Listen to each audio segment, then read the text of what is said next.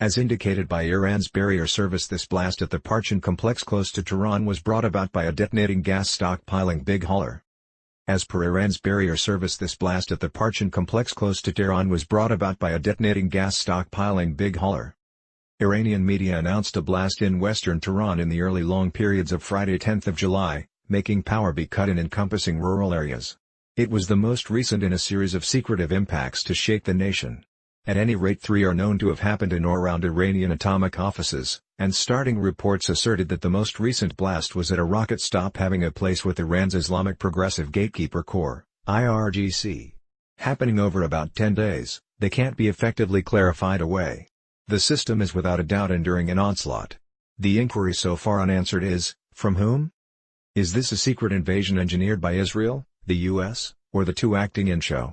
Did Israeli F-35 contenders really bomb one of the locales? Are a gathering of hostile-to-system activists, working inside Iran's atomic industry, making secret move to forestall the systems securing atomic weapons? Were the occurrences the consequence of complex digital assaults, or would they say they were harm brought about by antiquated explosives? There is a lot of theory, yet so far nothing authoritative has developed. It was on June 26, 2020 that the first of this arrangement of episodes happened. In spite of starting statements by the Iranian Protection Service that there had been a minor explosion in the Parchin military unpredictable, satellite pictures demonstrated that it was at the close-by rocket creation complex at Khojar that a bomb had harmed a store of gas tanks. The impact was later portrayed as a monstrous blast that had copied a slope. Parchin, close to Tehran, is the place Western forces presume Iran completed tests identified with atomic warhead explosions over 10 years back. On June 30, an explosion inside a clinical focus in Tehran brought about a fire and the passing of in excess of 12 individuals. The third, and maybe the most genuine, of this arrangement of episodes happened on July 2. The Nuclear Vitality Association of Iran, AEOI, reported that there had been a blast in one of the modern sheds under development at the Natanz uranium improvement plant. U.S. examiners recognized it as another rotator gathering workshop. Axes are expected to deliver advanced uranium, which can be utilized to make reactor fuel and atomic weapons. Hours before the EOI articulation, be that as it may, as indicated by provides details regarding the BBC's site, writers working for BBC Persian had gotten an email from an up to this point obscure gathering calling itself Cheetahs of the Country, asserting that it had assaulted the structure. The gathering said its individuals were a piece of underground restriction with Iran's security device, and that they had purposely masterminded the assault to occur over the ground so it couldn't be denied. That the BBC did surely get an email with advanced data about the Natanz blast, and that the strange Cheetahs of the Country guaranteed obligation, must be acknowledged. What stays muddled is the wellspring of that message. Is there actually a clandestine gathering inside Iran, trying to upset the system's atomic program? Or then again, was that email a bit of disinformation intended to disguise the genuine wellspring of the blasts? At that point on July 4, another monstrous fire harmed a force station in Khuzestan territory. As indicated by the online IntelliTimes, the plant's strategy for activity minus managing power through computerization and mechanical controllers, makes it open to a digital assault.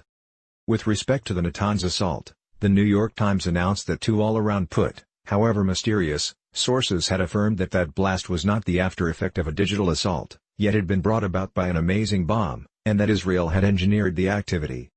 This adaptation was countered by the Kuwaiti paper Al Jazeera, which kept up that Israeli F-35 warriors had shelled the Parchin site, not the close-by Khojar atomic office, yet the Natanz episode was an Israeli electronic assault focusing on PCs controlling capacity pressure gadgets. Whichever organization completed the Natanz assault, Iran has not endeavored to deny that it has significantly affected the nation's atomic program. The occurrence could hinder the turn of events and creation of cutting-edge rotators in the medium term, said the EOI representative, cited by the state news organization. Iran will supplant the harmed working with a greater one that has further developed hardware. Be that as it may, the harm to Iran's atomic task might be significantly more genuine than this.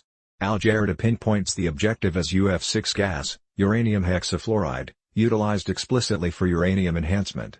Iran has as of late delivered UF6 for infusion into the propelled IR-6 axes it has been developing at Natanz. The paper affirms that Iran has now lost 80% of its supply of this gas. Also, the Natanz blast prompted a break in the reactor building. Particular gatherings went to the reactor to find whether there was spillage of radioactive materials. The structure, which took 6 years to build, got operational in 2018. At an ongoing question-and-answer session Israel's Guard Serv, Benny Gantz, stated, "An atomic Iran is a danger to the world and the locale, just as a danger to Israel, and we will do everything to keep that from occurring."